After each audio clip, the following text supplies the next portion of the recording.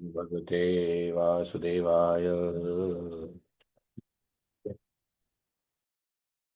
ओ भगवते वासुदेवाय।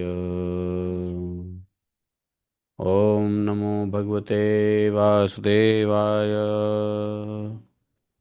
ओम नमो भगवते वासुदेवाय। ओम नमो भगवते वासुदेवाय।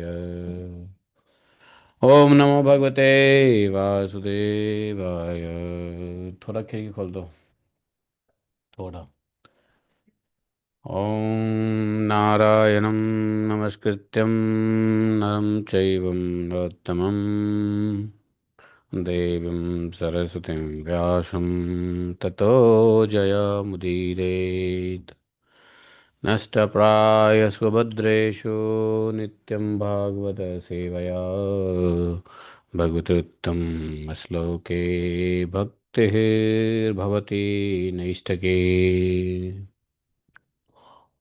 ॐ जन्मान्धस्वतन्वयादितरतः चार्थे सह विज्ञाश्वराट् तेने ब्रह्महृदयादिकवये मुह्यन्ति यत् सूर्यः तेजो वारिमृदां यथा विनिमयो यत्र त्रिसर्गो मृषा धाम्ना सदा निरस्तकुहकं सत्यं परममधीमहि धर्मः प्रोजितकैत्वत्र परमो निर्मत्सराणां सतां वेद्यं मातृवस्तुशिवदं तापत्रयोन्मूलनम् श्रीमद्भागवत महामुनिकृते किं वा परैश्वरः सद्य हृदयकृतभिः शुश्रूषुभितत्क्षणात् निगमकल्पतरोर्गलितं फलं सुखमुखाद्रवितसंयुतं पिबत भागवतं रसमालयं मुहुरहो रसिका भुवि भावुकाः। अहं सर्वस्य प्रभवो मत्तः सर्वं प्रवर्तते इति मत्त्वं भजन्ते मां बुधा भावास्मन्विता मत्चित्ता मद्गतप्राणा बोधयन्तः परस्परं कथयतश्च मां नित्यं तुष्यन्ति च रमन्ति च तेषां सततयुक्तानां भजतां प्रीतिपूर्वकं ददामि बुद्धियोगन्तं येन माभूयान्ति ते तेषामेवानुकम्पार्थम् अहम् अज्ञानजं तमः नास्यात्मभावस्थौ ज्ञानदीपेन भास्वता अहमेवासमेवाग्रे न अन्यत् सतसत्परं पश्चादमते तस्य यवशिष्येत् स्वस्म्यहम् ऋतेऽर्थं यत् प्रतीयेत न प्रतीयेत चात्मनि तद्विद्यादात्मनो मायां यथा भाषो यथात्मः यथा महान्ति भूतानि भूतेषु चावचश्वनो पृष्ठान्यन्यपृष्ठानि तथा तेषु न तेषाम् एतावदेव जिज्ञासुं तत्त्वजिज्ञासुनात्मना अन्नवितरेकाभ्यां यत् स्यात् सर्वत्र सर्वदा हरे कृष्णा कृष्ण कृष्ण हरे हरे हरे राम राम राम हरे हरे। निगंतराय श्रीमद् भागवत महापुराण की श्री व्यासदेव भगवान की, श्रीला सुखदेव गोस्वामी महाराज की, श्रीला सुत गोस्वामी महाराज की, अनंत कोटि वैष्णव भक्त वृंद की, अनंत कोटि वैष्णव गुरु वृंद की जय जय जय श्री राधे श्याम। हरे बोल। आज है पाप मोचन एकादशी और कृष्ण पक्ष चैत्र तो चल ही रहा है।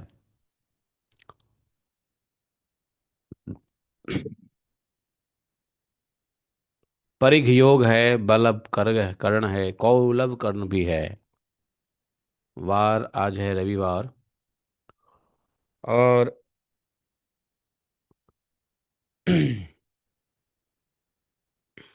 पाप मोचन एकादशी व्रत है। कल ब्रेक टाइम 6:30 से 9:45। तो इस प्रकार से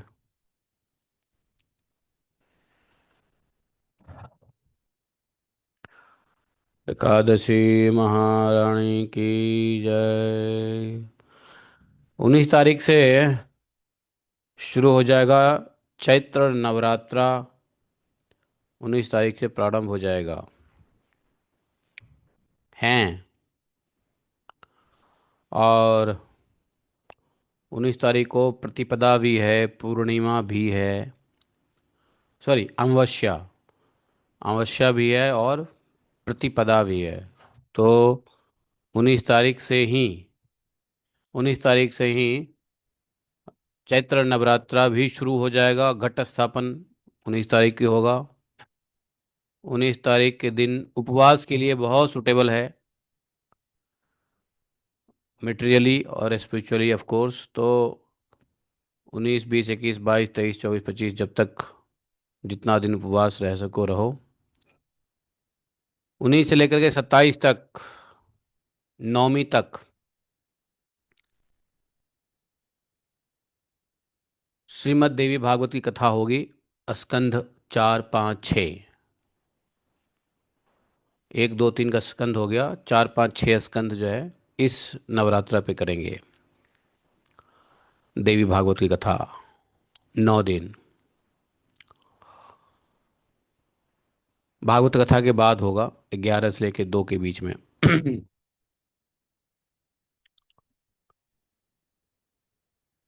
आज श्रीमद् भागवतम में हम लोग चौथे स्कंद के 13वें अध्याय, नहीं 12वें अध्याय, श्लोक संख्या 41।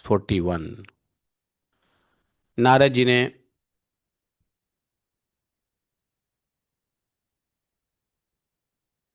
नारद जी ने क्या किया?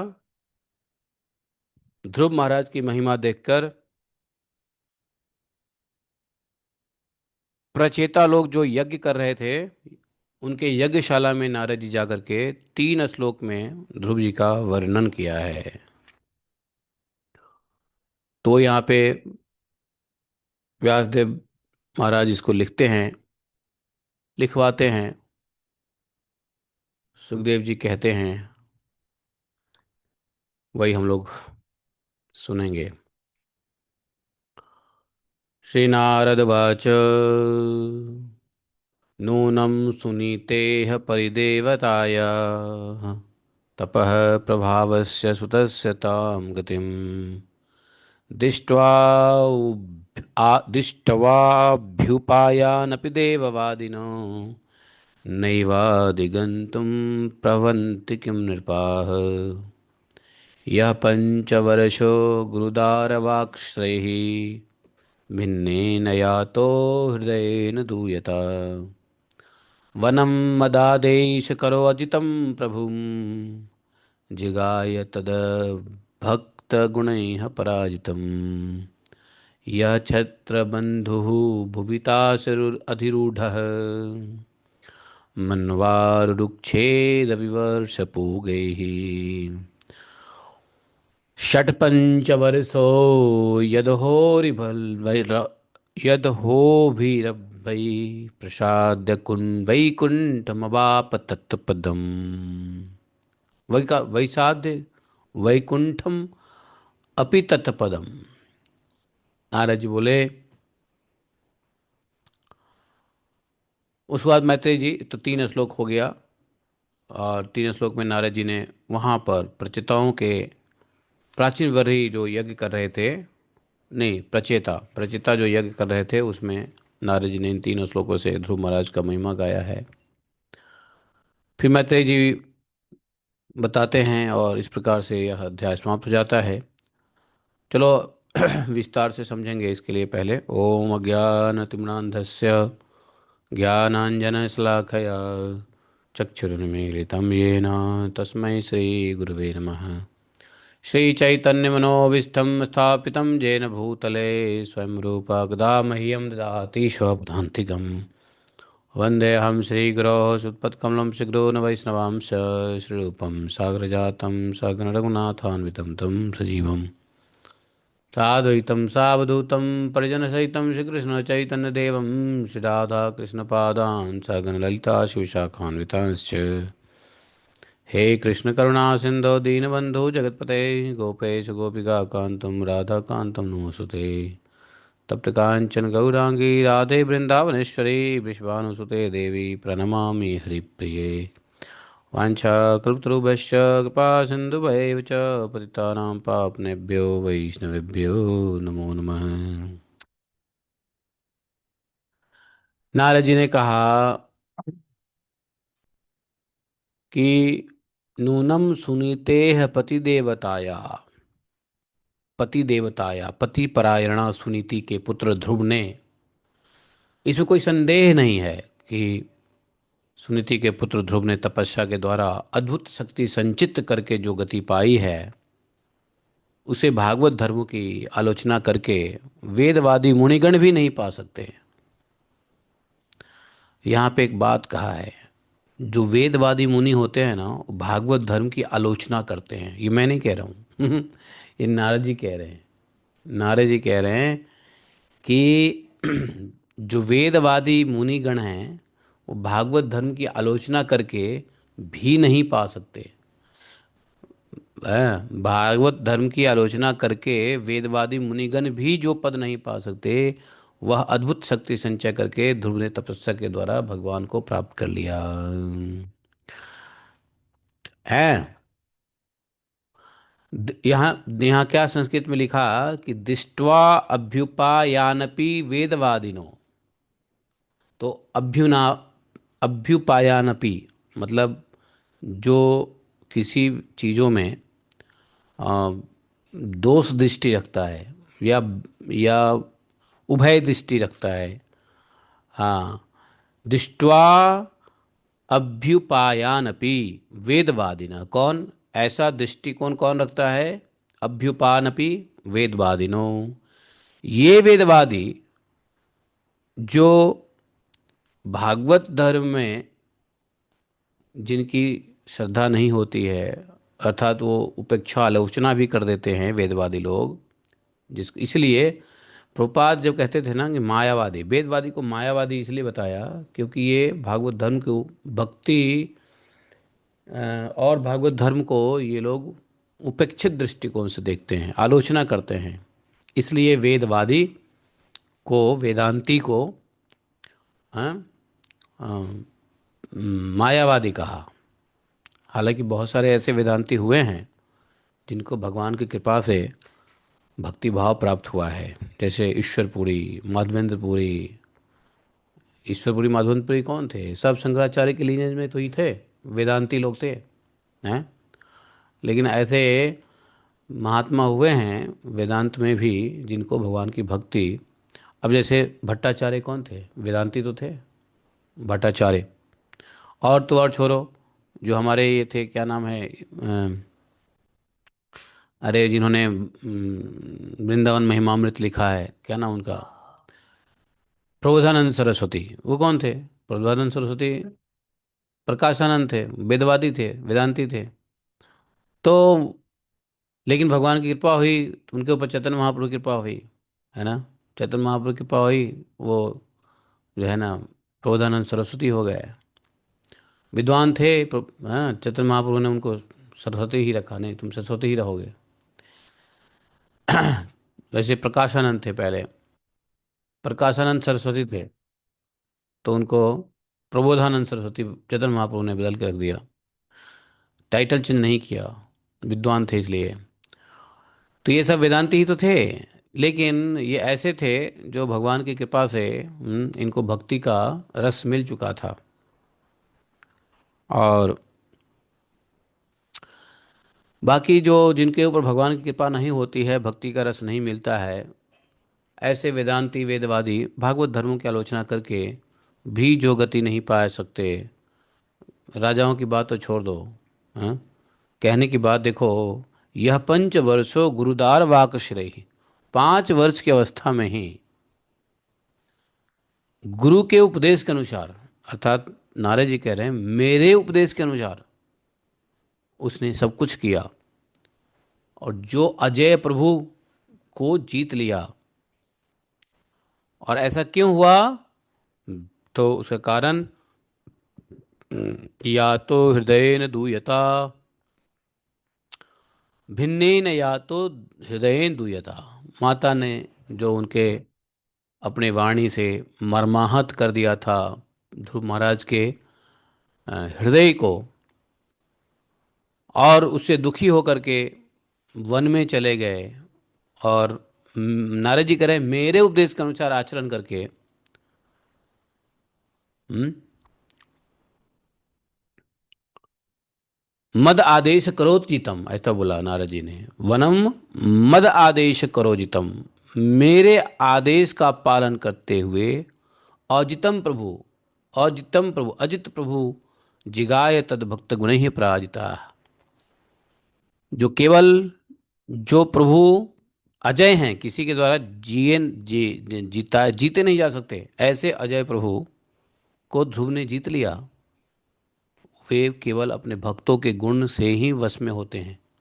जो भगवान केवल अपने भक्तों के गुणों से ही वश में होते हैं। ध्रुव जी तो 5-6 वर्ष की आयु अवस्था में कुछ दिनों की तपस्या से ही, कुछ दिनों क्या, 6 महीने की तपस्या से भगवान को प्रसन्न करके भगवान का परम पद प्राप्त कर लिया। किंतु उनके अधिकृत किए हुए इस पद को भूमंडल में दूसरा कोई क्षत्रिय क्या वर्षों तक तपस्या करके भी पा सकता है? नहीं पा सकता है। षटपंच वर्षो, 5-6 वर्ष में यदो यदहो विरल्प ही प्रसाद्य वैकुंठमाप तत्पदम, कोई नहीं पा सकता। यह छत्र बंधु भी तस्यारूढ़, कोई भी क्षत्रिय चाहे कितना भी तपस्या कर ले, क्या वो यह पद पा सकता है? ऐसे क्षत्रिय, महान क्षत्रिय कुल में मैत्रेय जी कहते हैं, विदुर जी, ए तत्ते अभिहितम सर्वम यत पृष्ठो हमेव त्वया ध्रुवस्योद्यामयश्चरितं सम्मतं सताम। बोले, आपने मुझसे ध्रुव जी के चरित्र के विषय में पूछा था, मैंने आपको सुना दिया। साधु लोग ध्रुव महाराज के चरित्र की बड़ी प्रशंसा करते हैं। सम्मतम सताम, साधु जिसकी प्रशंसा करते हैं वह क्या होता है? सत्य होता है। साधु जिसकी जिसकी उपेक्षा कर देता है वो तम होता है, रज होता है, रज, रजोगुणी होता है। जो साधु जिसकी उपेक्षा कर दे, साधु जिसकी निंदा कर दे, वो तमोगुणी हो जाता है। बोले कि ये ध्रुव जी का चरित्र धन यश आयु की वृद्धि करने वाला है, परम पवित्र, अत्यंत मंगलमय है। इससे स्वर्ग और अविनाशी पद भी प्राप्त हो सकता है। यह देव तत्व की प्राप्ति कराने वाला है, बड़ा ही प्रशंसनीय और समस्त पापों का नाश करने वाला है। ऐसे भक्त ध्रुव महाराज के इस पवित्र चरित्र को श्रद्धापूर्वक बार बार सुनना चाहिए। सुनते रहने से भगवान के प्रति भक्ति की प्राप्ति होती है। और जब भक्ति की प्राप्ति होती है तो क्या होता है? जब भक्ति की प्राप्ति होती तो क्या होता है? यस्यात् क्लेश संक्षय, सारा क्लेश का नाश होता है, सारा दुख का अंत हो जाता है जिसको भगवान की भक्ति प्राप्त हो जाए।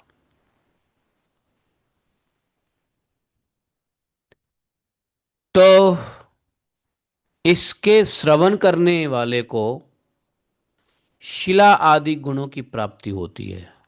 शिलादि, शिलादि मतलब शील आदि, अर्थात उसके अंदर शीलता आ जाता है, विनम्रता आ जाता है। जो महत्व चाहता है उन्हें महत्व की प्राप्ति कराने वाला स्थान मिलता है। जो तेज चाहता है वो तेज प्राप्त होता है। और मनस्वियों को का मान बढ़ाता है। पवित्र कीर्ति ध्रुव जी के इस महान चरित्र का प्रातः और सायंकाल ब्रह्मादि द्विजातियों के समाज में एकाग्र चित्त से कीर्तन करना चाहिए। एकाग्र होकर के भगवान के परम पवित्र चरणों की शरण में रहने वाला जो पुरुष इसे निष्काम भाव से पूर्णिमा, अमावस्या, द्वादशी, श्रवण नक्षत्र, तिथिक्षय, व्यतिपात, संक्रांति अथवा रविवार के दिन, आज रविवार है, श्रद्धालु पुरुषों को सुनाता है, वह स्वयं अपने आत्मा में ही संतुष्ट रहने लगता है और सिद्ध हो जाता है। तो ये ध्रुव महाराज, प्रहलाद महाराज के चरित्र ऐसे हैं। बोले कि यह साक्षात भगवत विषयक अमृतमय ज्ञान है। ऐसे ऐसे भक्तों के चरित्र से जो भागवतम है, तो भागवतम भी भक्तमाल ही है। भागवतम में भक्तों के चरित्र तो भक्तमाल ही है। तो इसलिए भागवतम अपने आप में संपूर्ण है, परिपूर्ण है। परिपूर्णतम भगवान और परिपूर्णतम भागवतम, इसलिए ग्रंथराज कहते हैं इनको। भागवतम पढ़ने के बाद अन्य किसी चीज़ को पढ़ने की आवश्यकता नहीं होती है। तो पढ़ो तो कोई बुराई नहीं है, पाप नहीं है, लेकिन नहीं पढ़े तो भी पूर्ण है ये भागवतम, पूर्ण है। क्योंकि एक संदर्भ भाग वो भक्तमाल भी आ गए। देखो ध्रुव जी के कर्म, हाँ तो बोले ये जो यह साक्षात भगवत विषय अमृत में ज्ञान है, और जो लोग भगवत मार्ग के मर्म से अनभिज्ञ हैं, उन्हें जो कोई इसे प्रदान करता है, वह दीन वत्सल कृपालु पुरुष पर देवता अनुग्रह करते हैं। वास्तव में भगवान का ज्ञान सीधे और श्रद्धालु को देना नहीं चाहिए। भगवान ने कहा है कि मत दो, सीधे और श्रद्धालु को भगवान का ज्ञान मत दो। लेकिन भक्त के चरित्र और श्रद्धालु को भी सुनाया जा सकता है। यही कहा यहाँ पे कि जो भगवत मार्ग पे नहीं है, अनभिज्ञ है, जो अनभिज्ञ है, हाँ, भागवत धर्म से, भागवत मार्ग से, भागवत क्रियाकर्म से, भक्ति से, भगवान से जो अनभिज्ञ है, उनको श्रद्धा उत्पन्न करने के लिए भक्तों का चरित्र सुनाया जा सकता है। कीर्तन से, प्रसाद से और भक्त चरित्र के गुणगान से इन अश्रद्धालुओं को श्रद्धा उत्पन्न किया जा सकता है। कीर्तन से, प्रसाद से और भक्त चरित्र से। प्रभुपाद जी जब अमेरिका गए थे तो उन्होंने इसी तीन चीज को हथियार बनाया और अश्रद्धालु को श्रद्धालु बनाया। तब जाके उसको नियम निष्ठा दिया, ड्रेसिंग दिया, भजन क्रिया पद्धति, साधना पद्धति दिया हैं। उन्होंने पार्क में लोगों को नचाया, फिर क्वार्टर में आए सबके सब उनके रूम में तो प्रसाद खिलाया और बिठा के थोड़े से प्रहलाद चरित्र सुना दिया है ना। तो ये जो, इसलिए तभी प्रभुपाद जी की छोटी छोटी बुक्स जो है ना निकली थी। तो ये तीन चीज है जो अश्रद्धालु को भी श्रद्धालु प्रदान करता है। और जब एक बार श्रद्धालु हो जाता है तो फिर गीता का ज्ञान दो, साधना पद्धति दो, है ना, तो अपने आप नाम जप भी करेगा वो, क्या कि ना। ऐसे दीन वत्सल कृपालु पुरुष पर देवता अनुग्रह करते हैं। यदि इस प्रकार से प्रचार करोगे, भागवत धर्म से अनभिज्ञ लोगों को यदि यह अमृत ज्ञान भगवत विषय जो भक्तमाल, भागवत के भक्तमाल हैं, उनको प्रदान करने से देवता भी आपके ऊपर कृपा करते हैं, देवता लोग अनुग्रह करते हैं। ध्रुव जी के कर्म, इदम मया ते अभिहिदम कुरुद्वः ध्रुवस्य विख्यात विशुद्ध कर्मणा, विशुद्ध कर्मणा। ये पवित्र कर्म जो ध्रुव जी के सर्वत्र प्रसिद्ध और पवित्र है। ध्रुव जी अपनी बाल्यावस्था में ही माता के घर और खिलौनों का मोह छोड़कर श्री विष्णु भगवान के शरण में चले गए थे। हे कुरुनंदन, किसको बोल रहे हैं? विदुर जी को। उनका यह पवित्र चरित्र मैंने आपको सुनाया है। ध्रुव चरित्र नाम का 12वां अध्याय यहाँ पे समाप्त हो जाता है। और देखो इधर इधर 5 वर्ष में ध्रुव जी ने भगवान की प्राप्ति की है, और उधर 5 वर्ष में प्रहलाद महाराज भगवत प्राप्ति के उपाय बता रहे हैं। एक ने तो प्राप्ति कर ली, और दूसरा उपाय भी बता दिया, और उन्होंने प्राप्त किया। ध्रुव महाराज ने भी भगवत प्राप्त किया ना, नरसिम्हदेव भगवान आए, गोद में बिठाए, नहीं? नहीं। तो खैर चलो, दैत्य नाम अहम प्रहलाद। तो दैत्य में भगवान कहते हैं मैं प्रहलाद ही हूँ। चलो, अगर भगवान ही प्रहलाद हैं, तो आखिर प्रहलाद महाराज ने अपने भक्ति ज्ञान और प्रचार से, भक्ति का ज्ञान था, भगवत ज्ञान था, और प्रचार से उनको भगवत प्राप्ति हुई। ऑफ कोर्स 12 महाजन प्रहलाद है। तो भक्त के भक्ति के भगवान को जानने वाले जो 12 लोग हैं, जो यही 12 भगवान जानते हैं, भगवान को जानते हैं, उसमें से ध्रुव महाराज, प्रहलाद महाराज जी हैं। ध्रुव नहीं, प्रहलाद महाराज जी हैं। तो कहने का मतलब, ये 5 वर्ष की अवस्था में तो एक सिर्फ ध्रुव नहीं, यहाँ पे प्रहलाद जी भी हैं, और भी अन्य अन्य कई बालक हैं। 5 वर्ष की अवस्था में देखो, छोटे से बालक नीलकंठ, वही नचिकेता भी है। और भी अभी फिलहाल अभी देखो, नीलकंठ जो अभी भी 300-400 साल पहले हुए हैं, नीलकंठ, नहीं जानते हो? स्वामी नारायण के। हाँ, 5 साल की अवस्था में, 6 साल, 5 की अवस्था से छोड़ के चल दिए थे, है ना? जंगल में हैं, कहाँ कहाँ घूमते फिरते हैं। तो इस प्रकार से जो है, ध्रुव महाराज के चरित्र का वर्णन जो सुनना चाहते थे विदुर महाराज, उनको सुनाया है। आगे सुत जी कहते हैं, चूंकि यह कथा नैमिषारण्य में चल रही है, न शौनक आदि ऋषियों को सुनाया जा रहा है सुत जी के द्वारा। तो सुत जी उन ऋषियों को कहते हैं, शौनक जी, मैत्रेय जी ने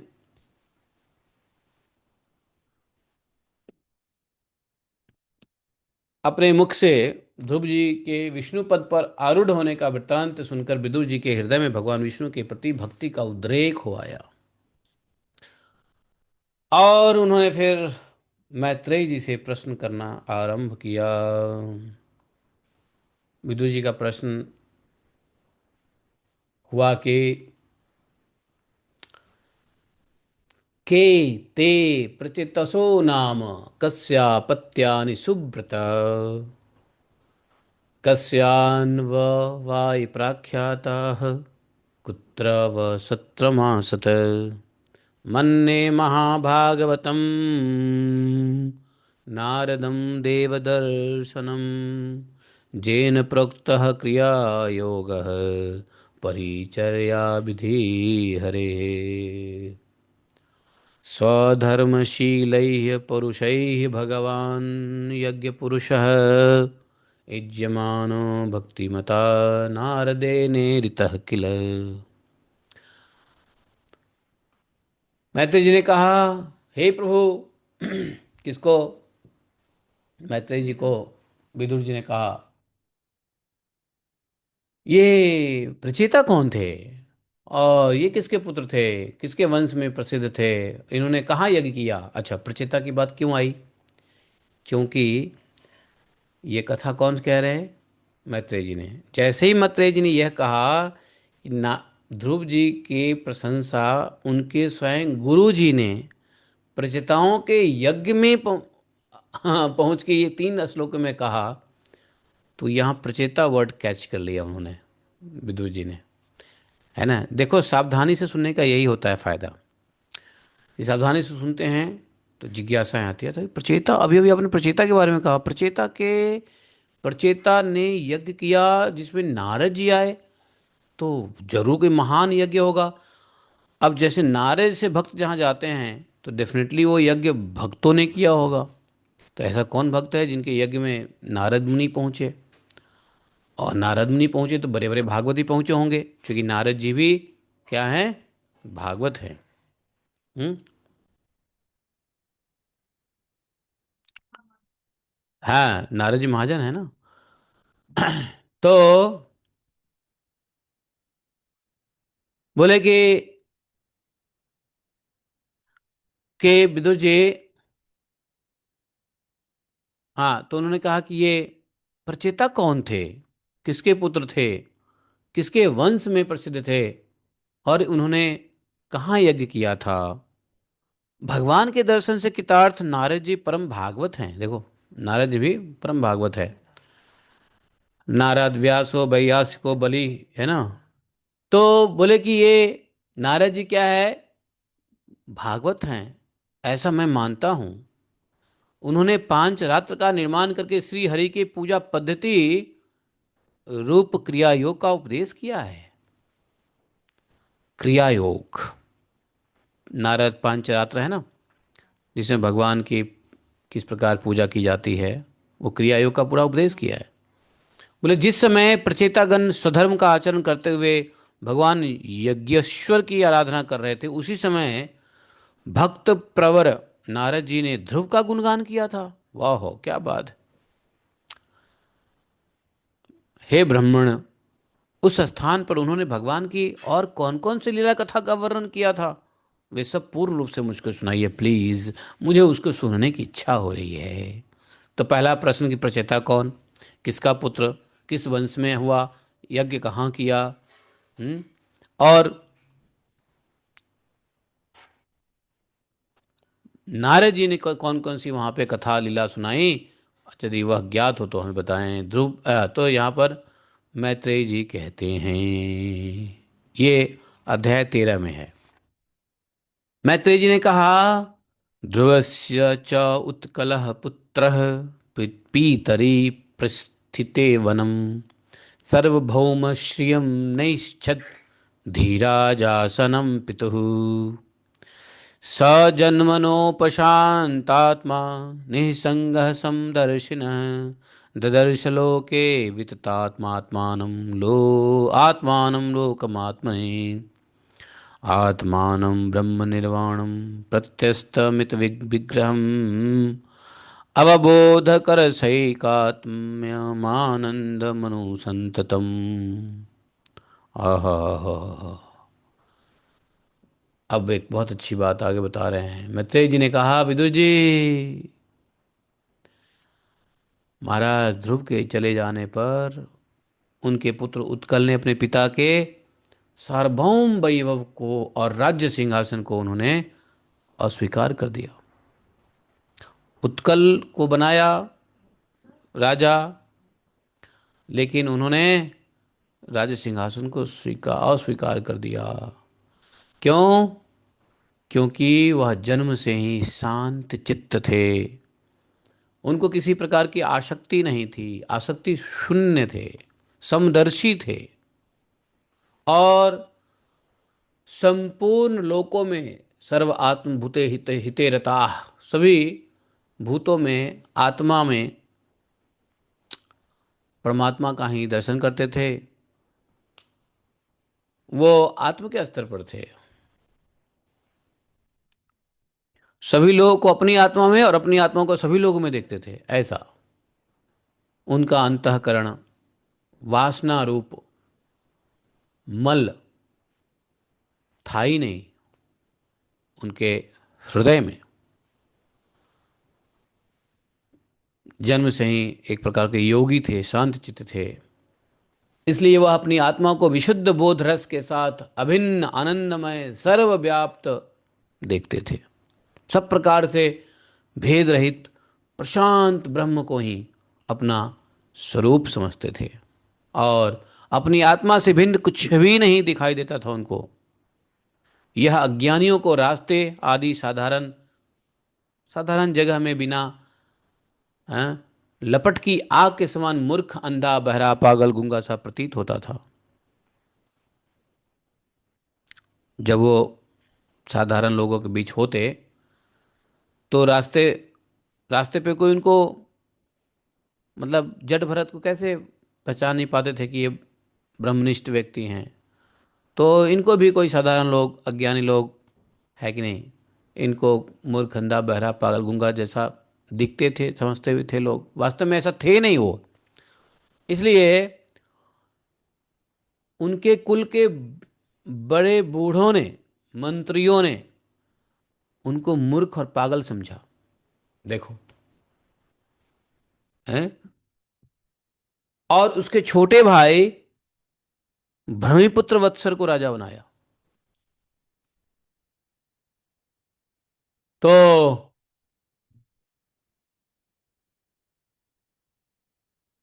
देखो, इसलिए ब्रज में भी बहुत सारे लोग बाग रहते हैं। कोई कैसे रहते हैं, कोई कैसे रहते हैं, पता नहीं किसकी क्या अंदर से जागृति है। ब्रज में लोग कुछ पागल भी दिखते हैं, रोड पे पड़े रहते हैं। दारू पी के नहीं पड़े रहते हैं, दारू पीने वाले तो अलग तरीके के लोग हैं। दारू वारू नहीं है, आराम से पड़े रहते हैं। हो सकता है मन में भजन कर रहे होंगे, क्या स्थिति है, हमें क्या मालूम, इसलिए हम तो भैया सबको नमस्कार करते हैं, है कि नहीं। सिर्फ दारू वाले को भी देख के छोड़ देते हैं, बाकी वैसे लोग तो पता नहीं कौन कैसे घूमते रहते हैं। इसलिए हमको भी भेद बुद्धि नहीं रखना चाहिए। माला नहीं करता है, भजनर है, कैसे रहता है। ऐसे यहाँ पे एक आनंद बाजार के बाजू में एक आदमी है, रोड पे ही रहता है वो, फर्स्ट क्लास अंग्रेजी बोलता है। है कि नहीं। वो दारू वारू नहीं पीता, कंठी भी धारण करता है, और वो रोड पे ही रहता है। थोड़ा ज़्यादा बोलता है,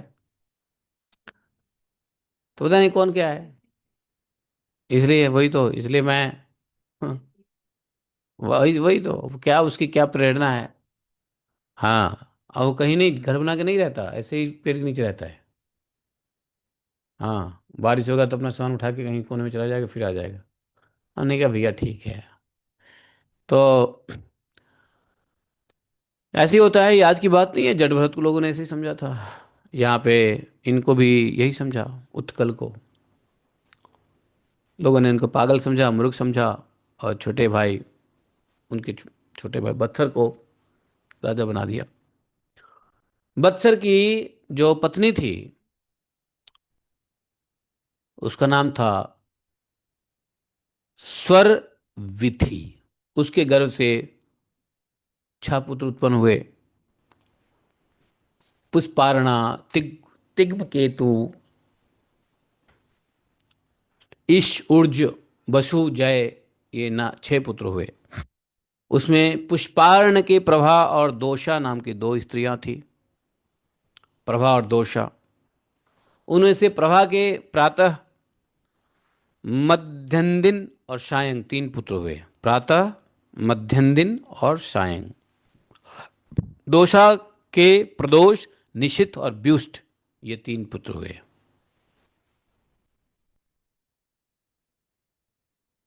और व्युष्ट ने अपनी भार्या पुष्करणी से सर्वतेजा नामक पुत्र उत्पन्न किया, और उसकी पत्नी आकुति से चक्षु नामक पुत्र हुआ। चक्षुष मनवंतर में वही मनु हुआ। चक्षु मुनि के स्त्री नडबला से पुरु, कुत्स, तृत, द्युम्न, सत्यवान, ऋत, व्रत, अष्टि, अग्निष्टम, अतिरात्र, प्रद्युम्न, शिबी, उल्मुक, ये 12 सत्वगुणी बालक उत्पन्न हुए। इनमें उल्मुक ने अपनी पत्नी पुष्करणी से अंग, सुमना, ख्याति, क्रतु, अंगिरा और गय, ये 6 उत्तम पुत्र उत्पन्न किए। ये दूसरे क्रतु है, वो क्रतु दूसरे हैं। और अंग की पत्नी सुनीता ने क्रूर कर्मा वेण को जन्म दिया। देख लो, तो एक तरीके से सब ध्रुव महाराज के ही परिवार में हुए ना। तो ये क्रूर कर्मा बहुत क्रूर था वेण, और वो इतना दुष्ट था। दुष्ट, उसकी दुष्टता से उद्विग्न होकर राजर्षि उस अंग के नगर को छोड़ चले, अंग नगर को छोड़ चले गए। समझे विदुर जी। मुनियों के वाक्य वज्र के समान अमोघ होता है। उन्होंने मुनियों ने कुपित होकर के राजा वेण को श्राप दिया, और जब वह मर गया तब कोई राजा नहीं रहने के कारण राज्य में अशांति फैल गई। लोग में लुटेरों द्वारा प्रजा को बहुत कष्ट होने लगा। यह देखकर उन्होंने राजा वेण की दाहिनी भुजा का मंथन किया, जिससे भगवान विष्णु के अंश अवतार आदि सम्राट महाराज पृथु प्रकट हुए। विदुर जी ने हैंड क्यों रेज कर रहे? Anything you want to say something, क्या बोल रहे हो?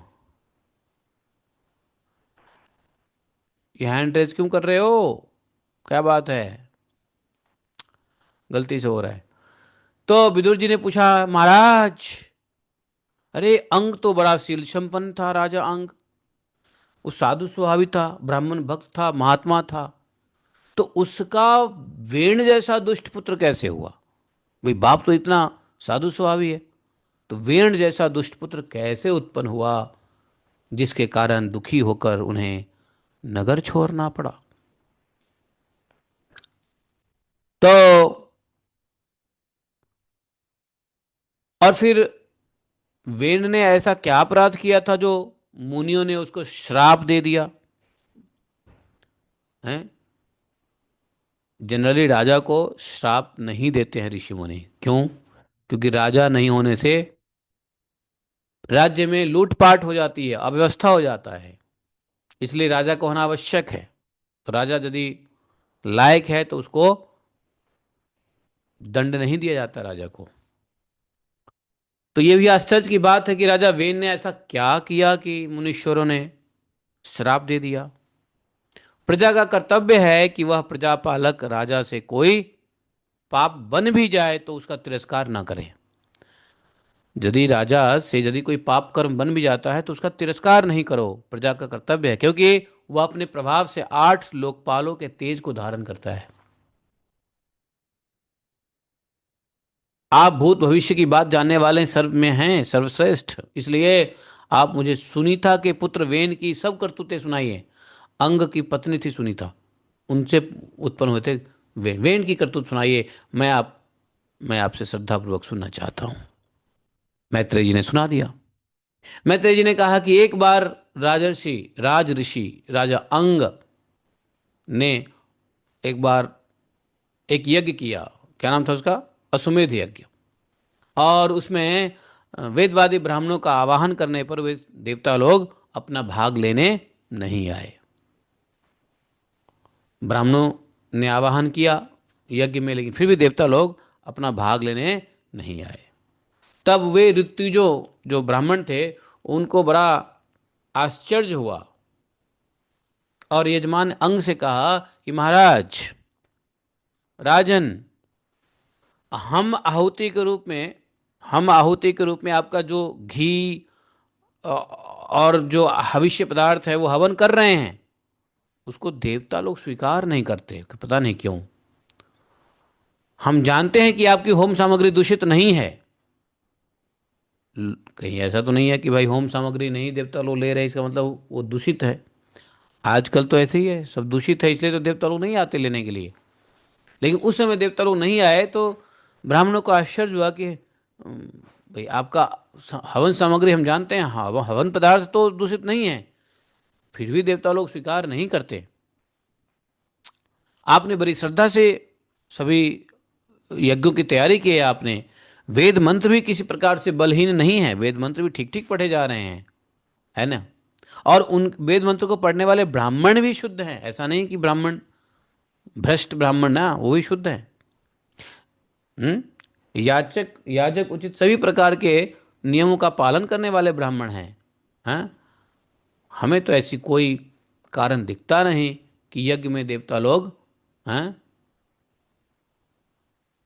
अपने यज्ञ को तिरस्कार करे देवता लोग, इसका कोई कारण हमें नहीं दिखता। फिर कर्म अध्यक्ष देवता लोग क्यों अपना भाग नहीं ले रहे हैं? देखो, देवताओं क्या कहा? कर्म के अध्यक्ष, कर्मों के सुपरिटेंडेंट है देवता। हाँ।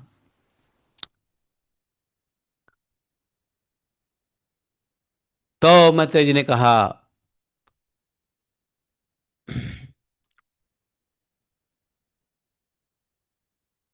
आगे कि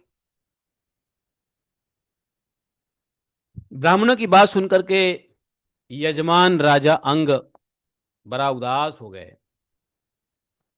और उदास होकर के उन्होंने ब्राह्मणों की अनुमति से मौन, यज्ञ में क्या होता है, संकल्प लेने के बाद मौन धारण करना पड़ता है, तो उन्होंने मौन तोड़ा और मौन तोड़ करके सदस्यों से पूछा।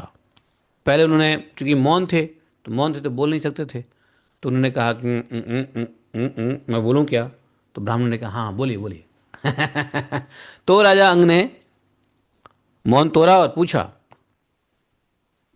कृतजों अर्थात ब्राह्मणों, देवता लोग हवन देवता लोग आवाहन करने पर भी यज्ञ में नहीं आ रहे हैं और न सोमपात्र ही ग्रहण करते हैं। आप बतलाइए, मुझसे ऐसा क्या अपराध हुआ है? तो वहां पे बैठे हुए जो यज्ञ सदस्य थे, ऋत्विज इत्यादि इत्यादि, सबने कहा कि देखो राजन, इस जन्म में तो आपका कोई अपराध नहीं हुआ, इस जन्म में आपसे थोड़ा भी अपराध नहीं हुआ है। हाँ, पूर्व जन्म में एक अपराध हुआ था जो दिख रहा है मेरे को। बोले कि कौन सा अपराध हुआ था पूर्व जन्म में?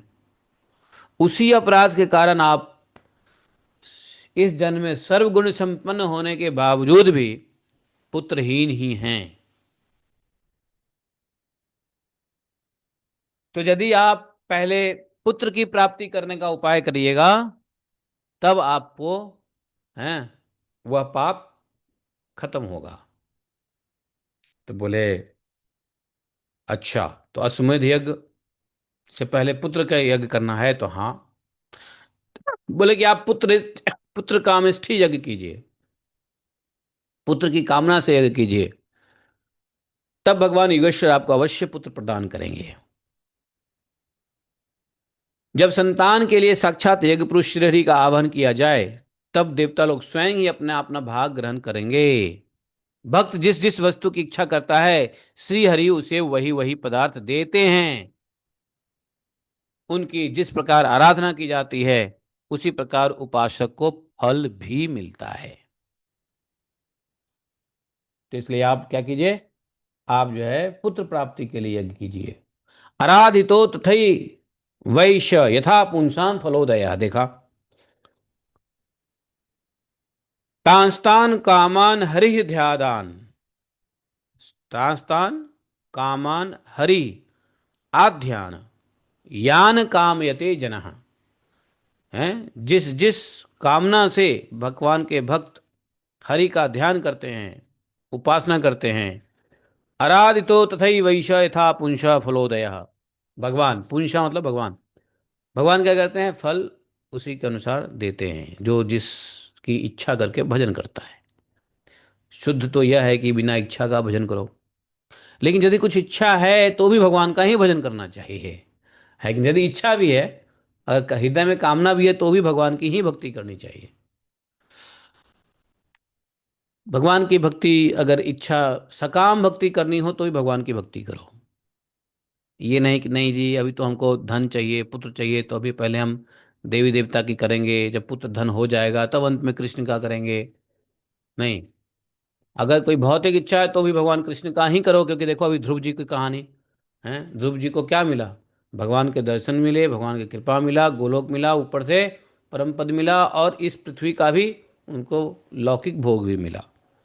तो जो जो भौतिक भोग के साथ भक्ति करते हैं, तो भगवान उसको पहले भौतिक भोग में लगाते हैं। बेटा, तुमने ये चीज़ें इच्छा की थी, तुम अभी अगले 2 जन्म तक भोगोगे और तब जाके मेरे धाम में आओगे। ये अंतर है कि सकाम भक्ति को भगवान जो है वो रिवॉर्ड देते हैं, और उस जिस इच्छा से भक्ति किया था उसको भगवाएंगे, बाद में फिर अपना धाम ले जाएंगे। तो कहने का मतलब ये है, देवी देवताओं के भक्ति में कम से कम ये है कि आपको भोग मिलेगा, लेकिन भोग में फंस जाओगे, उद्धार नहीं होने वाला। लेकिन भगवान की भक्ति में भोग भी मिलेगा और अंत में उद्धार भी होगा। तो भगवान अपने भक्तों को छोड़ते नहीं, बुला लेते हैं। तो बोले कि देखो, आप पुत्र प्राप्ति करने का निश्चय करके ब्राह्मणों को जमाओ, और पशु में यज्ञ रूप से रहने वाले भगवान विष्णु के पूजन के लिए पुरोडास नामक चरु समर्पण किया ब्राह्मणों ने। पुत्र प्राप्ति के लिए पुरोडास नामक चरु, एक पुरोडास चरु कुछ स्पेशल टाइप से खीर बनता है, खीर बनता है। अग्नि में डालते ही अग्निकुंड से एक सोने के हार जो जो एकदम नए वस्त्रों से आभूषित एक पुरुष प्रकट हुआ। सोने के पात्र में वह पुरुष खीर लिए हुए था, सिद्ध था। और उदार बुद्धि राजा अंग ने ब्राह्मणों की अनुमति से वो खीर लिया, स्वयं सूंघ कर प्रसन्नता पूर्वक अपनी पत्नी को दे दिया। उनकी जो पत्नी थी पुत्रहीना थी, पुत्रहीना थी, कोई पुत्र उनकी पत्नी का नहीं था। पूतना पुत्र नहीं था, पुत्र नहीं था, लेकिन पूतना नहीं थी पुत्र नहीं था, पूतना तो नहीं थी है ना। हर कोई जिसके पुत्र नहीं होते पूतना नहीं होते तो पुत्रहीना उस रानी ने वह खीर खाई, और खा करके उसके बाद उनको यथा समय, हाँ, गर्भ धारण की, यथा समय पुत्र हुआ, समय आने पर सब कुछ हुआ। और वह कैसा पुत्र हुआ? तो अधर्म के वंश में उत्पन्न हुए अपने नाना मृत्यु का अनुगामी था। अधर्म है। हाँ, तो सुनीता, हाँ सुनीता नाम था उसका। ये मृत्यु की पुत्री थी एक्चुअली, जिससे इन्होंने विवाह किया था। हैं? अंग का विवाह सुनीता से हुआ था, जो मृत्यु की पुत्री थी। तो वो अधर्म कुल में हुआ, इसलिए वह अपने नाना का अनुयायी बना। उसका नाना क्या था? मृत्यु तो अधार्मिक हुआ, समझे।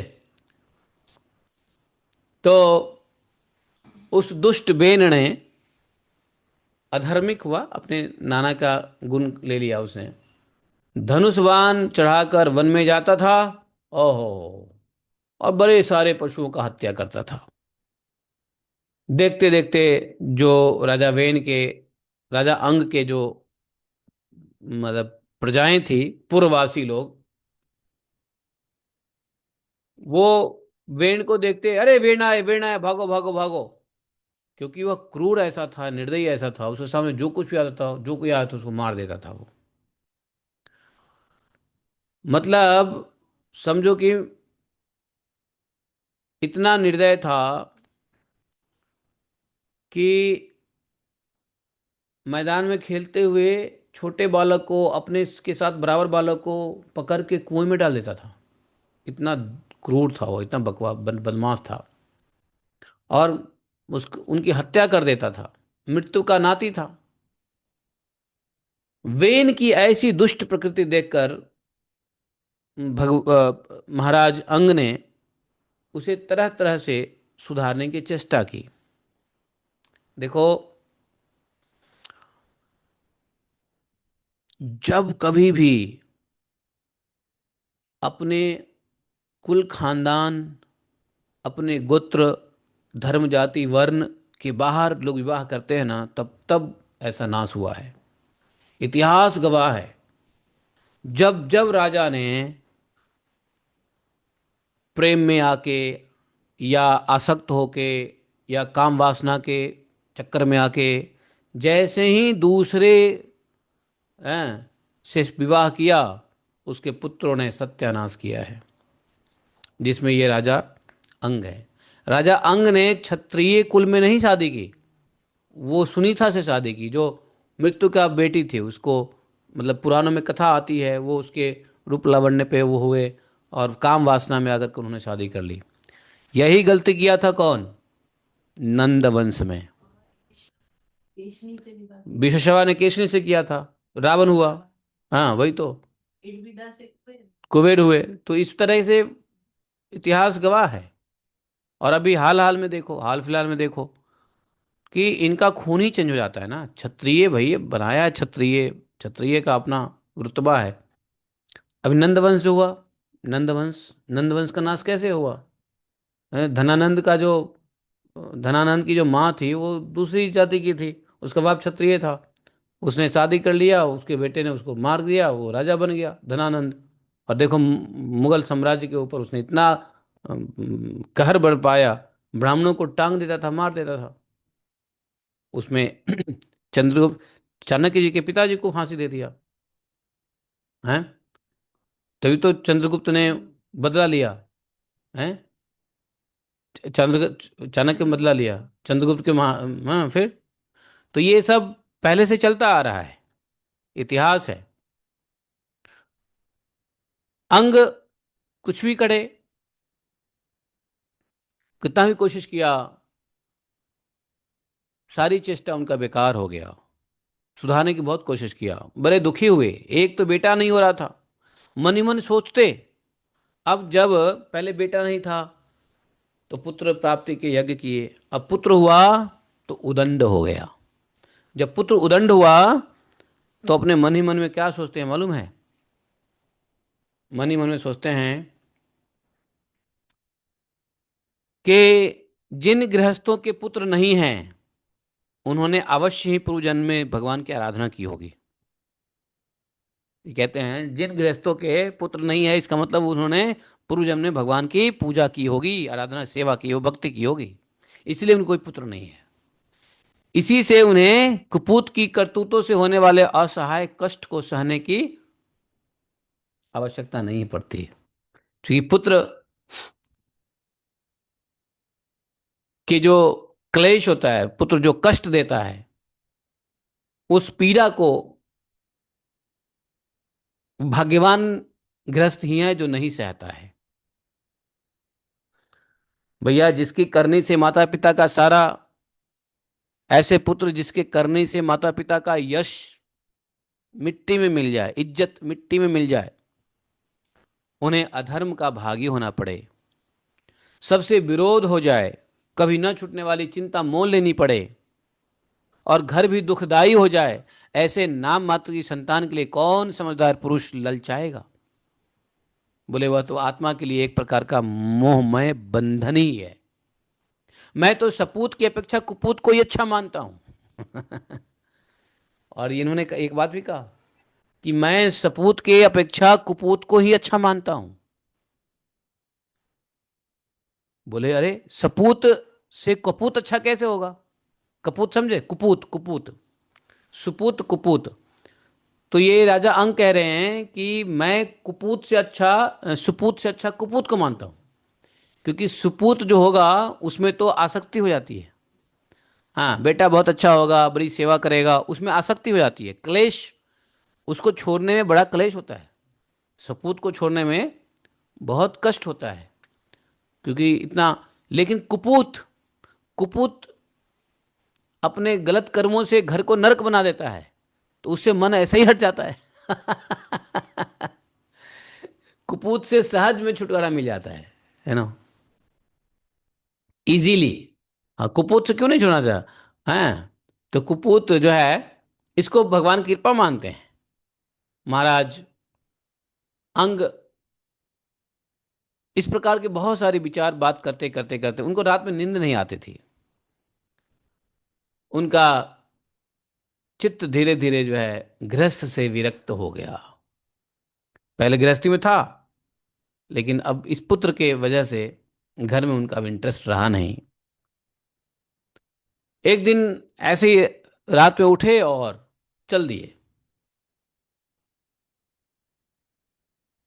वेन की माता सुनीता जो है बेसुध पड़ी हुई थी। राजा ने सबका मुंह छोड़ा और उसी समय चुपचाप बिना किसी को बताए मालूम पड़ाए निकल गए राजमहल से, निकलकर वन को चल दिए। महाराज विरक्त होकर घर से निकल गए। अगले दिन सुबह हुआ, सबको पता चला कि महाराज विरक्त होकर घर से निकल गए। महाराज घर छोड़ दिए, महल में नहीं है, कहाँ गए कहाँ गए कहाँ गए। सबको पता ही था कि कितने दुखी रहते थे महाराज, बेटा इतना दुष्ट निकल गया। अब हो सकता है विरक्ति हो गई होगी, चले गए होंगे। प्रजा लोग, पुरोहित लोग, मंत्री लोग, सुहृद लोग, सबने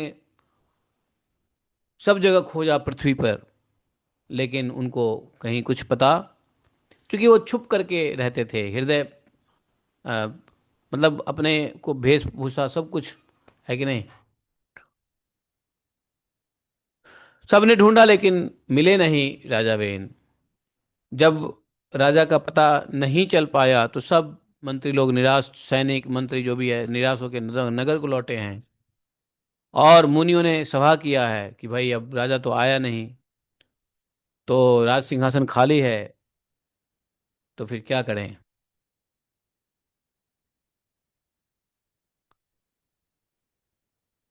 क्या करें। फिर सबने राजा, उनके पुत्र वेन को ही राजा बनाया। अब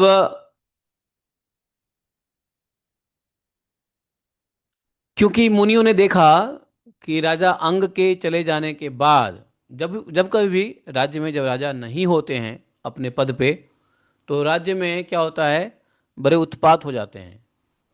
आ, चोर डकैत, और अराजकता फैल जाता है, सीधी सीधी बात। तो सभी मुनियों ने देखा कि भाई पृथ्वी की रक्षा करने वाला अब कोई नहीं रह गया। प्रजाएं पशु की तरह व्यवहार करने लगे हैं, अराजकता फैल गई है। माता सुनीति को कहा कि हाँ भाई, क्या तुम्हारी इच्छा है, तुम्हारे बेटे को राजा बना दिया जाए। सुनीति ने, सुनीति, सुनीता, सुनीता ने भी सहमति दिया कि हाँ इसी को राजा बना दीजिए, लेकिन ये लायक नहीं है, ये देख लो, ये तुम्हारा पुत्र जो है, ये लायक नहीं है, राजा का उदंड है ये। फिर भी माता की मोह, माता ने कहा नहीं, इसी को बना दो, एक ही पुत्र यही है, देख लेंगे, इसका कोई बेटा होगा शायद, क्या पता अच्छा बेटा हो जाएगा। ये कुपात्र है, इसका बेटा सुपात्र हो सकता है ना। तो इसी को राजा बना दो। तो सबने सभी ने जो है ना, वेण को ही राजा बना दिया। और ये था चांडाल, बहुत कठोर शासक था, बचपन से ही उदंड। चोर डाकू ने सुना कि वही राज सिंहासन में बैठा है, तो हालांकि वो वो था क्रूर, लेकिन इससे चोर डाकू सब डरते भी थे। और राजा बन गया, गलत काम करने वाले को बिल्कुल इतना कठोर सा दंड देता था, सब चूहे के समान छिप गए वहां। लेकिन चोर चुहाड़ को तो अराजकता तो ठीक किया, राजा के डर से तो लेकिन एक गड़बड़ी ये हुई कि वो राजा बनने के बाद था तो क्रूर स्वभाव का मूर्ख, वो अपने आप को ही भगवान समझने लगा। राजा अपने आप को राज सिंहासन पा करके पागल हो गया, अभिमान हो गया, और अपने को बड़ा महापुरुष मानने लगा, अपने को भगवान ही मानने लगा और महापुरुषों का अपमान करने लगा। ऐसा ऐश्वर्य के मद से अंधा होकर रथ पर चढ़कर निरंकुश हाथी की तरह पृथ्वी आकाश को कपाते हुए घूमता था वो। और उसने अपने राज्य में सबको कह दिया था कि कोई भी यहाँ पे भगवान का भजन नहीं करेगा, मैं भगवान हूँ, भगवान का भजन करने की जरूरत नहीं है, मैं ही भगवान हूँ, मैं तुम लोग को खाना खिला रहा हूँ, मैं तुम लोग को सब कुछ देखभाल कर रहा हूँ, तुम किसकी भजन कर रहे हो, मेरी भजन करो। भगवान बन गया। और उसने ढिंढोरा पिटवा करके क्या किया, सारे धर्म कर्म के कार्य को बंद करवा दिया। कोई यज्ञ नहीं करेगा, कोई धर्म कर्म का कार्य नहीं करेगा, हैं। सब बंद करवा दिया। और राजा वेन के सभी अत्याचार ऋषि मुनि बर्दाश्त तो करते थे, लेकिन जब राजा वेन ने धर्म कर्म को बंद करवाया, तब ऋषियों को बर्दाश्त नहीं हुआ। सारे ऋषि मुनि इकट्ठे हुए, और इकट्ठे होकर के, अब चूंकि धर्म के कार्य नहीं हो रहे तो संकट तो आएगा ही आएगा। देवता नाराज होंगे, देवता नाराज होंगे तो वर्षा नहीं करेंगे, बहुत सारी चीजें गड़बड़ी हो जाएगी। संसार पे संकट आया देख करके सभी ऋषि आपस में विचार किए। बोले कि जैसे दोनों ओर जलती हुई लकड़ी के बीच में रहने वाले चींटी आदि जीव महान संकट में पड़ जाते हैं, वैसे ही इस समय सारी प्रजा एक राजा के और दूसरी ओर चोर डाकुओं के अत्याचार से महान संकट में पड़ रही है। हमने अराजकता के भय से इस अयोग्य पागल को मैंने राजा बनाया। ऋषियों ने कहा कि हम लोगों ने ये अयोग्य होते हुए भी इसको हम लोगों ने राजा बनाया, किंतु अब तो राजा से ही प्रजा को भय होने लगा है। ऐसी अवस्था में प्रजा को किस प्रकार सुख शांति मिल सकती है? जानते हो, इस संसार में पृथ्वी के प्रजाओं के लिए कौन चिंतित रहते हैं? ब्रह्मा जी? नहीं, सप्तऋषि। सप्तऋषि मनुष्य और पृथ्वी के कल्याण के लिए सप्तऋषि चारों बगल घूमते रहते हैं और भगवान की स्तुति प्रार्थना करते रहते हैं। तो सप्तऋषि होते हैं ऋषि मुनि, ये बड़े हमारे वो हैं, क्या बोलते हैं, हितैषी हैं। ये हमारी मंगल कामना करते रहते हैं, इसलिए एक ऋषि ऋण भी लगता है, ऋषि ऋण, क्योंकि वो हमारी मंगल कामना करते रहते हैं। समय समय पर वो आकर के मार्गदर्शन देते हैं। और सुनो, ये ऋषि मुनि रक्षा भी करते हैं, सुरक्षा भी करते हैं ऋषि मुनि।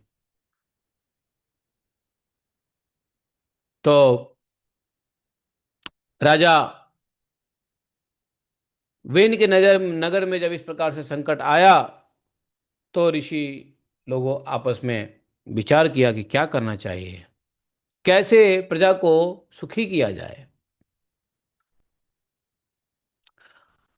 आज भी अदृश्य रूप से हमारे ऋषि मुनि हमारे बीच में रह करके भारतवर्ष की सुरक्षा करते हैं। ये ऋषि मुनि का ही सुरक्षा कवच है जो भारतवर्ष आज तक भारतवर्ष है। सारे संस्कृति नष्ट होने के बावजूद भी सनातनी संस्कृति बचा हुआ है। कितने जिनोसाइड हुए, कितने लूटपाट हुआ, कितना कन्वर्जन हुआ, कितने, लेकिन फिर भी सनातन धर्म नष्ट नहीं हुआ। सारे कल्चर सिविलाइजेशन दुनिया के नष्ट हुए हैं, नहीं, हड़प्पा संस्कृति, पता नहीं कौन कौन सी संस्कृति, नहीं। तो ऋषि मुनि जो है भारतवर्ष की रक्षा में लगे रहते हैं, रामकृष्ण की धरती है। अब ये लोग सोचने लगे कि भाई क्या करें, ये सुनीति का पेट से निकला वेन तो स्वभाव से दुष्ट है। सांप को दूध पिलाने के समान इसको पालना पालने वालों के लिए अनर्थ का कारण हो गया। हमने इसको प्रजा की रक्षा के लिए नियुक्त किया था, यह आज उसी को नष्ट करने पर तुला हुआ है। इतना सब होने पर भी पहले ऋषियों ने सोचा कि पहले इसको समझाते हैं, चल के पहले इसको समझाते हैं। समझाने बुझाने की कोशिश किया। हालांकि ऋषि को पता है कि हम पहले से जानते थे ऋषि लोग ये दुराचारी है, फिर भी राजा बनाया था कि चलो ठीक है, राज सिंहासन पाने के बाद थोड़ा सा इसको बुद्धि आएगी, अकल आएगा। कुछ नहीं हुआ।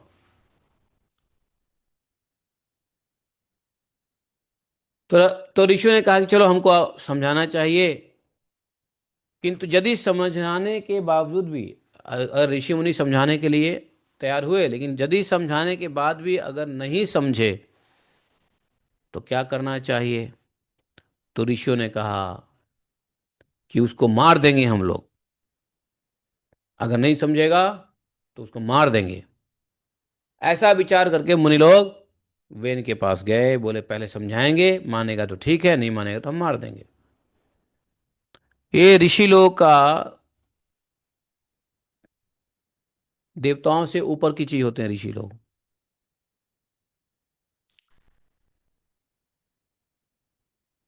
ऋषि लोग अंदर से तो क्रोधित थे ही, लेकिन क्रोध को छुपा लिया था। क्रोध छुपा करके समझाने के दृष्टिकोण से ऋषि लोग गए राजा वेन के पास।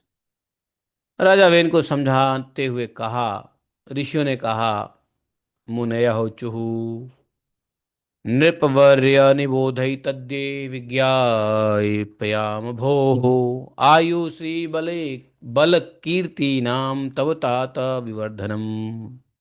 ये बात कहाँ समझ में आने वाला है राजा वेन को? फिर भी ऋषियों ने समझाया कि राजन,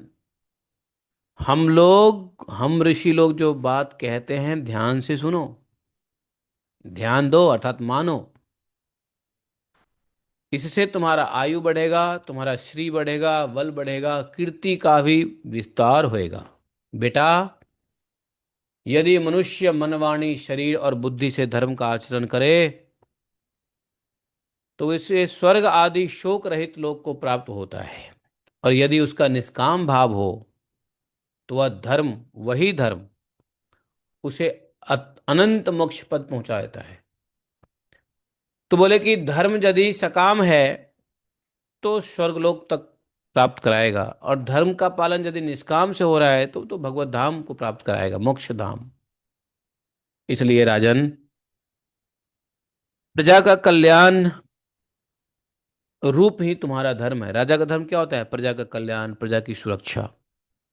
तो तुम यदि इस धर्म का पालन करोगे तो तुमको क्या होगा? धर्म के नष्ट होने से राजा का भी नाश होता है। देखो, धर्म का नष्ट करोगे तो राजा का भी नाश हो जाता है। राजा के सामने बोल रहे हैं राजा का नाश होता है, अर्थात तुम्हारा नाश हो जाता है। ऐसा सीधा सीधा बात है।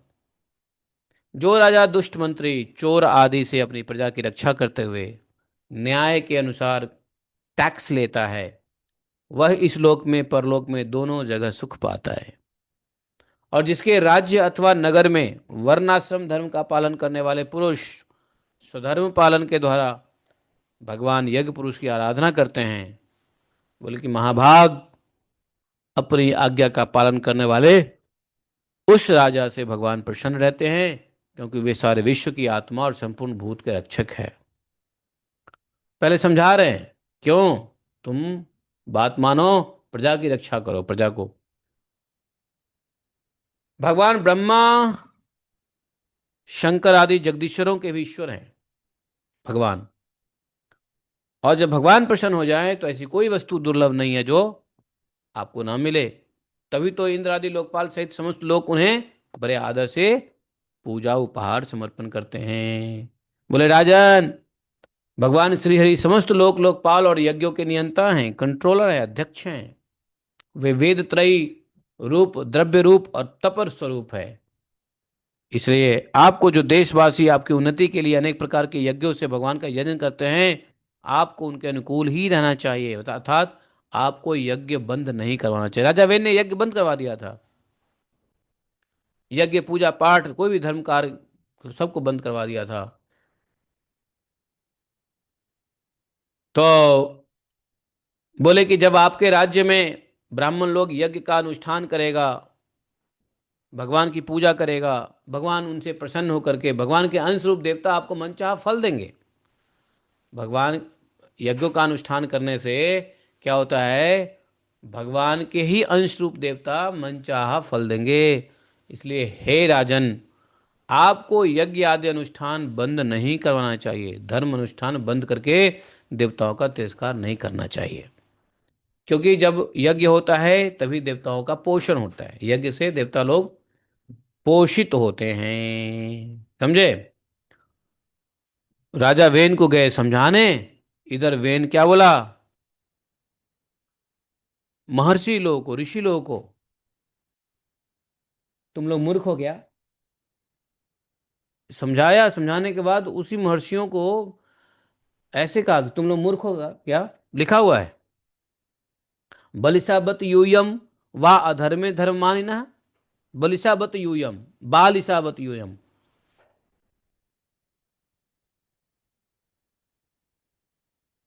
तो बोला कि आप लोग, तुम लोग, अच्छा आप भी बोलता तो समझ में आता, तुम करके बोल रहा है, अपने को बड़ा समझ रहा है। बोला कि तुम अधर्म में ही धर्म बुद्धि कर रखी है, तभी तो तुम जीविका देने वाले मुझ साक्षात पति को छोड़कर किसी और जार पति की उपासना करते हो। मैं राजा हूं, मैं पति हूं, मैं पालन करता हूं, तो मेरी पूजा करो। मेरे छोड़कर के किसी हैं विष्णु की पूजा करने की क्या जरूरत है? ये अलग राक्षस था। बोले जो लोग मूर्खता पूर्वक राजा रूप परमेश्वर का अनादर करते हैं, उन्हें न तो इस लोक में सुख मिलता है न परलोक में ही सुख मिलता है। अब ये ऋषियों को ही अकल देने लगा कि जो राजा रूप परमेश्वर का अनादर करता है उसे किसी लोक में सुख नहीं मिलता। अरे, जिसमें तुम लोगों की इतनी भक्ति है वह यज्ञ पुरुष कौन है? यह तो यही बात हुई ना जैसे कुलटा स्त्रियां अपने विवाहित पति से प्रेम ना करके किसी परपुरुष से आसक्त हो जाए।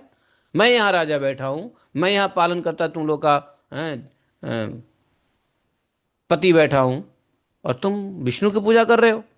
अरे ब्रह्मा विष्णु महादेव इंद्र यम वायु सूर्य मेघ कुबेर चंद्रमा पृथ्वी अग्नि वरुण, इनके अतिरिक्त जो दूसरा वर और शाप देने में समर्थ देवता है वे सब के सब राजा के शरीर में रहते हैं। बात तो सही कह रहा है, राजा के शरीर में रहते हैं ये सब के सब देवता। राजा सर्वदेव मैं भी है, ठीक है, ये भी बात सही है, लेकिन इसका मतलब ये तो नहीं कि तुम धर्म का काम बंद करवा दोगे। धर्म एक तरफ से वो धर्म का काम बंद करवा रहा है, दूसरी तरफ से वो राजा ये जो बातें कह रहा है सत्य कह रहा है, लेकिन अधर्म को प्रूफ करने के लिए सत्य बातें कही जा रही है। देखो, अधर्म को प्रूफ करने के लिए यदि भगवत गीता का कोट किया जाए तो गीता भी उस वक्त नल एंड वाइड हो जाता है। ये बात सही कह रहा है ये कि राजा ठीक है, राजा पालक होता है, प्रजा पालक होता है राजा। ये बात ठीक है कि राजा के शरीर में सभी देवताओं का वास होता है। ये बात ठीक है, राजा श्रेष्ठ होता है, नड़ा नाम नराधिपः, भगवान का ही स्वरूप होता है, वो वही ठीक है। लेकिन इसका मतलब ये क्या ठीक है कि तुम भगवत स्वरूप होकर के भगवत स्वरूप जो होता है वो धर्म को बंद करवा देता है? नहीं, वह यह नहीं समझ रहा है, फालतू की ऋषि के सामने बोले जा रहा है, बल्कि राजा का कार्य है ऋषि के सामने विनम्र होना, कुछ नहीं बोलना, ऋषि की बात मानना है। भाई ऋषि आए हैं, महर्षि आए हैं, राजा का काम होता है सीट उठ कर अपना आसन छोड़ करके उनका स्वागत करना, बिठाना, उनका पूजा करना। ये तो अपने राजा होने के घमंड में उन्हीं को उल्टा ज्ञान दे रहा है। तो घमंड बस भगवत ज्ञान भी बेकार हो जाता है, और श्रद्धावश वही भगवत ज्ञान मुक्ति का कारण बन जाता है। नहीं, श्रद्धावश तो यहां पे ज्ञान दे रहा है, लेकिन किसी घमंडवश अधर्म को सिद्ध करने के लिए, अधर्म को सत्य साबित करने के लिए ये ज्ञान दे रहा है। इसलिए ज्ञान सही होते हुए भी क्या है? बेकार है। समझे? तो हम कुछ गलत करें और गीता रामायण से उसको प्रूव कर दे कि हम सही हैं, तो भी गीता रामायण का दुरुपयोग ही है। तो यही कह रहा है कि राजा तो सर्वदेवमय होता है, देवता उसके अंश होते हैं। इसलिए ब्राह्मणों कहा, ब्राह्मणों तुम सब मत्सरता छोड़कर अपने सभी कर्मों को अभी सभी कर्मों के द्वारा मेरी पूजा करो। देखा, मुझको बलि अर्पण करो, मुझको यज्ञ हविष्य अर्पण करो। भला मेरे सिवा कौन अग्र पूजा का अधिकारी हो सकता है? बताओ। ऐसा राजा वेन जो है बदमाश बोलने लगा। समझे? हाँ। तो इस प्रकार से उसकी बुद्धि कैसे हुई थी? इसको बोलते हैं विपर्य बुद्धि। क्या बोलते हैं? विपर्य मति। इत्थम विपर्य मति पापी या अनुपत्थम गतः। हैं? कुमारगामी हो गया था, पापी और कुमारगामी हो गया था, विपरीत बुद्धि होने के कारण पुण्य क्षीण हो चुका था। इसलिए मुनियों के द्वारा विनय पूर्वक सलाह देने पर भी, प्रार्थना करने पर भी मुनियों की बात पर ध्यान नहीं दिया।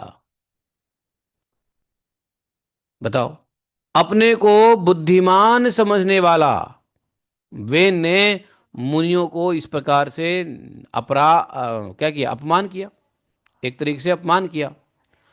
तब मुनि लोग उस पर अत्यंत कुपित हो गए। उनका तो प्लान ही था, पहले समझाएंगे, समझेगा समझेगा, नहीं तो मार डालेंगे। मुनि लोग बोले, मार डालो इसे, पकड़ो इसको, मार डालो, दुष्पापी को मार डालो। यह यदि जीता रह गया तो कुछ दिन में संसार का नाश कर देगा। यह दुराचारी किसी प्रकार राज सिंहासन के योग्य नहीं है, क्योंकि यह निर्लज्ज साक्षात यज्ञपति श्री विष्णु भगवान की निंदा करता है। जिनकी कृपा से, भगवान की कृपा से इसको ऐश्वर्य मिला, और ऐसे ही भगवान की निंदा अभागा बेन को छोड़कर कौन कर सकता है? कलयुग में तो वेन के अलावा बहुत लोग करते हैं, ऐसा थोड़ी ना वेन ही किया है। कलयुग में तो ऐसे बहुत पैदा हो जाते हैं। उस समय कोई कोई था। उस समय तो वेन के अलावा कोई था ही नहीं जो भगवान की निंदा करे। जैसे कलयुग में आजकल भगवान की निंदा करने वाले, मतलब, हैं, बहुत सारे वेन हैं। तो इस प्रकार से जो है अपने छिपे हुए क्रोध को प्रकट करके सभी ऋषियों ने मारने का निश्चय कर लिया कि भगवत निंदक को। और कहा गया है कि जो गुरु ब्राह्मण भगवान देवता इत्यादि का निंदा करे, खासकर भगवान और गुरु का जब निंदा करे, तो ताकत हो तो उसको दंड देना चाहिए, और ना ताकत हो तो चुपचाप निकल लेना चाहिए, ठंडे पानी से नहाना चाहिए। कान बंद कर लेनी चाहिए। यहाँ पे मुनियों के पास ताकत है, मुनियों ने क्या किया, उसको मार ही डाला, है कि नहीं। केवल हुंकार से। हाँ, केवल हुंकार से मार डाला। और मार करके मुनि लोग अपने अपने आश्रम को चले गए। आश्रम चले गए तो इधर जो माता थी सुनीता, सुनीता को बड़ा शोक हुआ है। सुनीता ने क्या किया कि अपने बेटे का शव की रक्षा करने लगी। उसको जलाया नहीं, उसकी रक्षा कर, तेल उल में डाल दिया, रक्षा करने लगा। जैसे जिस किसी भी युक्ति से रक्षा हो सकता था रक्षा किया। एक दिन वे मुनिगण सरस्वती नदी के पवित्र जल में स्नान करके अग्निहोत्र से निवृत्त हो नदी के तीर पर बैठे हुए हरि चर्चा कर रहे थे। उन दिनों लोकों में आतंक फैलाने वाले बहुत से उपद्रव होते देखकर उन्होंने आपस में कहने लगे कि देखिए, आजकल पृथ्वी पे कोई राजा नहीं है, वेन को हम लोगों ने मार ही दिया है, इसलिए चोर डाकू का मंगल फिर से फैल गया है। ऋषि लोग ऐसा विचार कर ही रहे थे कि सभी दिशाओं में चोर डाकुओं का आक्रमण हो गया है। देखते ही देखते सभी ऋषिगण समझ गए कि राजा वेन के मर जाने के कारण ही देश में पुनः अराजकता फैल गई है, राज्य शक्तिहीन हो गया है, चोर डाकू बढ़ गए हैं, सारा उपद्रव जो है लोगों का, धन लूटने वाले एक दूसरे खून के प्यासे लुटेरों का ही हो गया है। आजकल यही हुआ है, राजा है नहीं तो देखो कैसे लुटने वाले हुए।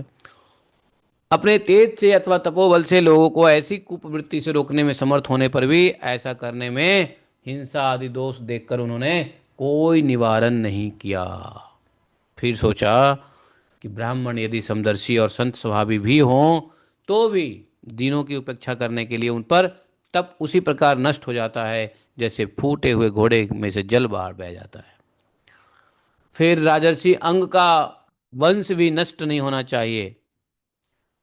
ये विचार किया राजाओं ऋषियों ने कि फिर राजा अंग कितने अच्छे राजा थे, उनका वंश ही नष्ट हो जाएगा, तो उनका वंश नष्ट नहीं होना चाहिए था, क्योंकि अंग बड़े भगवत भक्ति परायण थे, अमोघ शक्ति वाले थे।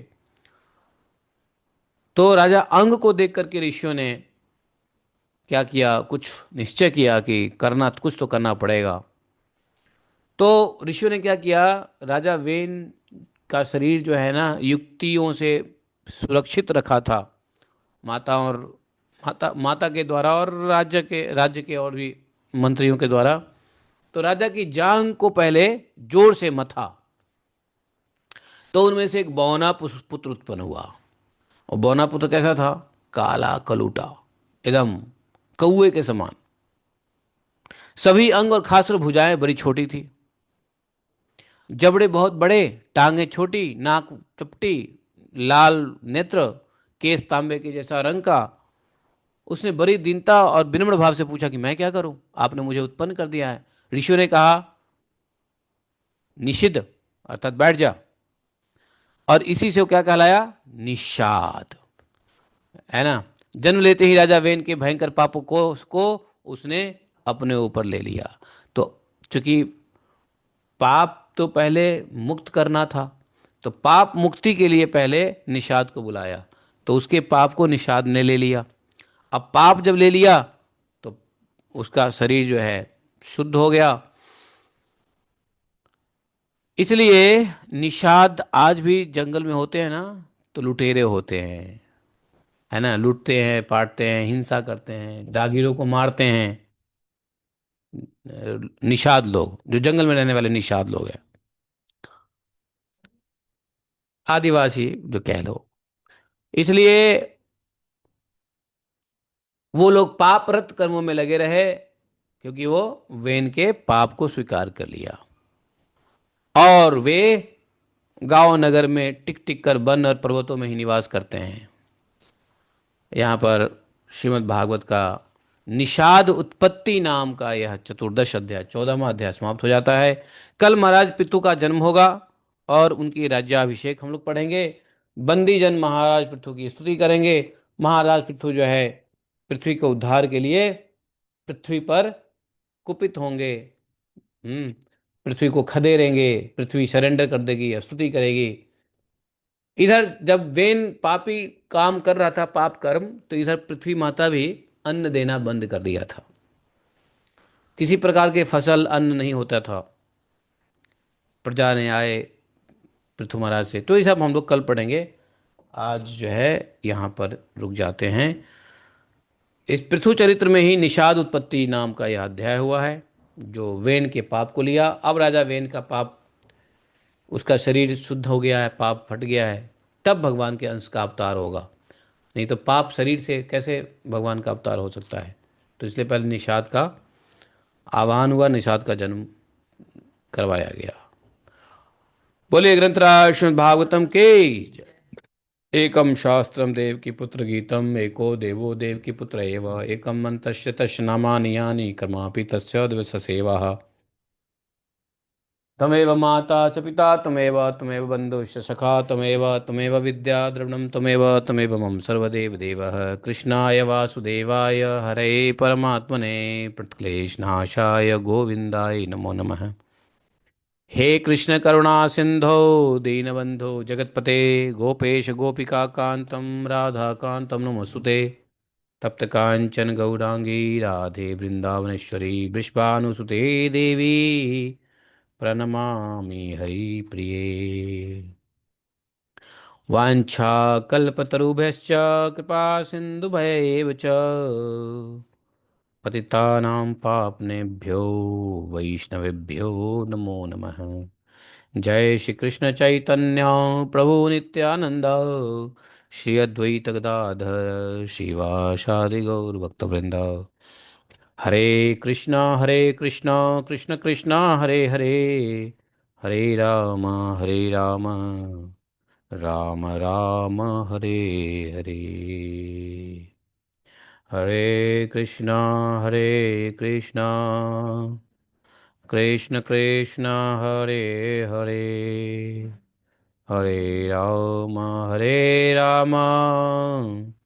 राम राम हरे हरे। तो इस प्रकार से हम लोगों ने आज लगभग लगभग 3 अध्याय पढ़ लिए। छोटे छोटे अध्याय थे और कथा ऐसी चलती रही। रचना की तो सबसे पहले अधर्म को ही बनाया। हाँ, सबसे पहले अधर्म को ही बनाया।